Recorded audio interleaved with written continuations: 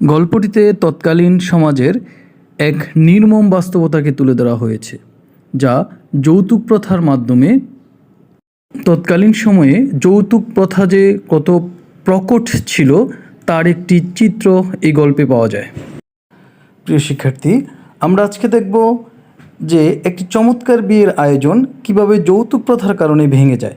এর এক পক্ষে পাত্র অনুপম, অনুপমের মামা হরিশ, বিনুদা, অপরপক্ষে শম্ভুনাথ বাবু, গল্পের নায়িকা কল্যাণীর বাবা। গল্পে অনুপম ব্যক্তিত্বহীন চরিত্র। অনুপমের মামা যা বলে অনুপম তাই করে। আর এই বিয়ে ভাঙার মূল কারণ অনুপমের মামা। সে ছেঁকড়া নিয়ে যায় স্বর্ণ পরীক্ষা করতে যে শম্ভুনাথ বাবু তার মেয়েকে আসল সোনা দিয়েছেন কিনা। আর অত্যন্ত ব্যক্তিত্ব